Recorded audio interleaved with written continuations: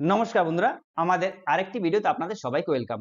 এই ভিডিওর মাধ্যমে আমরা জানার চেষ্টা করব যে ওয়েস্ট বেঙ্গলের এই 2026 সালে বর্তমানে যে ভোট হচ্ছে সেই ভোটে কে জিততে পারে। আমরা সম্পূর্ণ নিরপেক্ষভাবে ম্যাথমেটিক যে ক্যালকুলেশন আছে সেই ক্যালকুলেশন অনুযায়ী দেখার চেষ্টা করব কার জেতার সম্ভাবনা বেশি। প্রথমে আমি আপনাদের বলে রাখি, এখানে কিন্তু কোনো পার্টির হয়ে না, নিরপেক্ষভাবে আমরা দেখার চেষ্টা করব। তো প্রথমেই আলোচনা করা যায়, আমরা একটু 2021 সালে যে ভোট হয়েছিল সেই ভোটের কি হয়েছিল সেটা আমরা একটু দেখে নিই, তাহলে বুঝতে পারবো।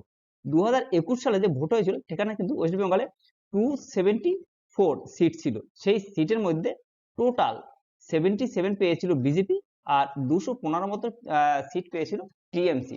কিন্তু এখানে একটি জিনিস খুব দেখার বিষয়, সেটা হলো ভোটের যে পার্সেন্টেজ হয় সেখানে কিন্তু টিএমসি পেয়েছিল 58% আর বিজেপি পেয়েছিল 45%।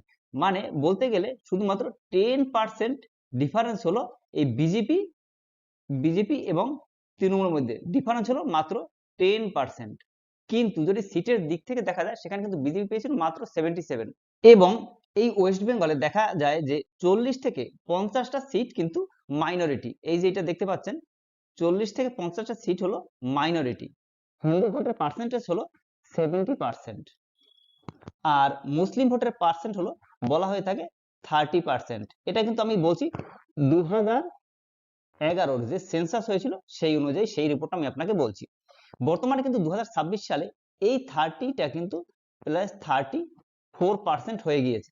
ঠিক আছে, মানে মুসলিম যে ভোটটা ছিল সেটা 30 থেকে 34%, মানে 4% 2011 থেকে বর্তমানে বেড়ে গিয়েছে। এবার একটা জিনিস দেখার বিষয় হলো, সেটা হলো এই ওয়েস্ট বেঙ্গলে কিন্তু মুসলিম ভোটের যথেষ্ট একটা গুরুত্ব আছে। এবং তারা সবসময় কিন্তু যে সরকার পক্ষেই থাকুক না কেন, সে টিএমসি থাকুক না কেন বা যেই থাকুক, তাদের উপরও কিন্তু তারা যথেষ্ট সন্তুষ্ট নয়। সেই জন্য তারা কিন্তু সবসময় চাইছিল যে তারা একটা নিজেদের যে কমিউনিটি আছে সেই অনুযায়ী তারা একটা রাজনৈতিক পার্টি তৈরি করে। এইবার এখানে কিন্তু সবচেয়ে বড় গেম প্ল্যান হতে চলছে। কেন? এই যে মিম আছে এবং হুমায়ুন, আপনারা সবাই জানেন যে হুমায়ুন আর একটি মুসলিম দল করেছে। সেখানে কিন্তু মুসলিমরা একটি নিজস্ব দল পেয়ে গেল, মানে সেখানে সবাই মুসলিম। এবং এখানে এই যে বাবরি মসজিদ হবে, যেখানে বলতে যাচ্ছিল যে মুর্শিদাবাদে বাবরি মসজিদ হবে, সেটাও কিন্তু এই মুসলিমরা একটা প্রচুর লোকও হয়েছিল সেখানে। অর্থাৎ তারা একটা নির্দিষ্ট তাদের দলনেতা পেয়ে গেল। সেখানে কিন্তু এই যে 34% ভোট, এটা কিন্তু সম্পূর্ণ টিএমসির কাছেই যেত, সেটা বিজেপির পক্ষে কিন্তু খুব কমই যেত। আর এই মুহূর্তে সবচেয়ে শক্তিশালী তৃণমূলের অপোনেন্ট পার্টি হলো বিজেপি। অর্থাৎ এই 34% কিন্তু এবার এইখান থেকে টিএমসি থেকে কিছুটা হলো কেটে যাবে। সেখানে কিন্তু এই যারা বিজেপি তাদের কিন্তু একটা সুবিধা থেকেই যাচ্ছে। এই যে হিন্দু ভোট, হিন্দু ভোটের কিন্তু সেখানে প্রায় 63% থেকে সেখানে যদি সিট হিসাবে দেখা যায় সেখানে কিন্তু 274 মধ্যে দুটো 274টা সিটের মধ্যে সেখানে কিন্তু দেখা গেলে প্রায় হিন্দু ভোটের জন্য এবার বর্তমানে প্রায় 230টাই কিন্তু প্রায় হিন্দুদের পক্ষে বা তারও বেশি কিন্তু চলে যাবে।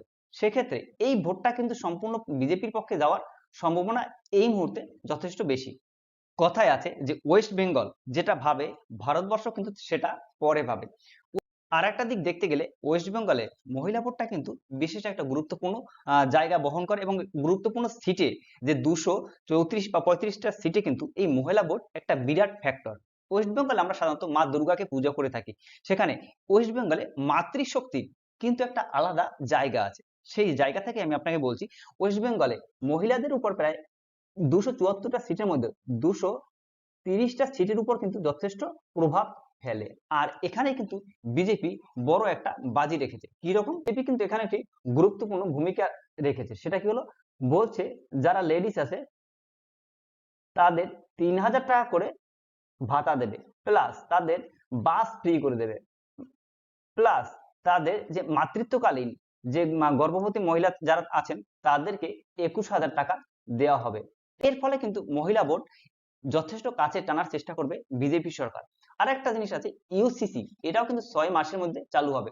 আপনারা নিশ্চয়ই দেখেছেন যে কদিন আগে মহিলা ভোট নিয়ে সংসদে একটি বিল এনেছিল বিজেপি, সেটা কিন্তু পাশ করতে পারেনি। এরপরে আমাদের মাননীয় প্রধানমন্ত্রী তিনি কিন্তু সংসদে বক্তৃতা দিয়েছিলেন এবং বিবৃতি দিয়ে রীতিমতো তিনি বলেছিলেন যে এই মহিলা ভোটটা কিন্তু এবছরে পাশ করা হলো না, তার মানে পরবর্তী পাশ করা হতেও পারে। এই কথা বলেও কিন্তু তিনি অপরপক্ষে যারা মহিলা ভোটার আছেন তাদেরকে কিন্তু কাছে টানলেন। এবার অপর দিক থেকে দেখতে গেলে টিএমসির কিন্তু যথেষ্ট ভালো ভূমিকা আছে ওয়েস্ট বেঙ্গলে। যেমন আপনি যদি একটা জিনিস দেখেন নিরপেক্ষভাবে, তাহলে কিন্তু আমাদের মাননীয় যে মুখ্যমন্ত্রী আছেন মমতা ব্যানার্জি, তার সমকক্ষ কিন্তু এই মুহূর্তে বিজেপি মুখ্যমন্ত্রী এখানে খুব কমই আছে। যদিও অমিত শাহ বলেছে যে কে, একবার প্রশ্ন করেছিলেন তাকে একটা সাংবাদিক সম্মেলনে, সেখানে জিজ্ঞেস করা হয়েছিল যে কে মুখ্যমন্ত্রী হবে যদি বিজেপি জিতেই যায়, তখন কিন্তু তিনি বলেছিলেন যে ওয়েস্ট বেঙ্গলেই যারা থাকেন এবং যিনি বাংলা মিডিয়ামে পড়াশোনা করেছেন তেমনই একজনকে মুখ্যমন্ত্রী করা হবে, যদিও নাম স্পষ্ট করেনি। একটা জিনিস, আমার ভিডিও যারা দেখছেন তাদেরকে রিকোয়েস্ট থাকবে, আমাদের দেশ হলো বিবেকানন্দ, রবীন্দ্রনাথ ঠাকুর, নজরুলের দেশ। নজরুল বলেছিলেন যে হিন্দু এবং মুসলিম একই বৃত্তের দুটি কুসুম। দেখুন, এই ভারতবর্ষে কিন্তু বিভিন্ন সময় বিভিন্ন জায়গায় হিন্দু এবং মুসলিম এদের মধ্যে কিন্তু দ্বন্দ্ব লাগানো শুরু করেছে সেই ইংরেজ থেকে। ইংরেজ যখন 1700 খ্রিস্টাব্দ নাগাদ, 1755 খ্রিস্টাব্দ নাগাদ, তখন হাজী মোহাম্মদ মহসিন, আমরা বইতে পড়েছি তিনি ছিলেন, তখন কিন্তু ইংরেজদের নীতি ছিল যে হিন্দু তোষণ এবং মুসলিম বিদ্বেষ। এরপরে হাজী মোহাম্মদ মহসিন আসার পর কিন্তু তারা মুসলিমদের কাছে টেনে নিল আর হিন্দুদের দূরে সরিয়ে দিল।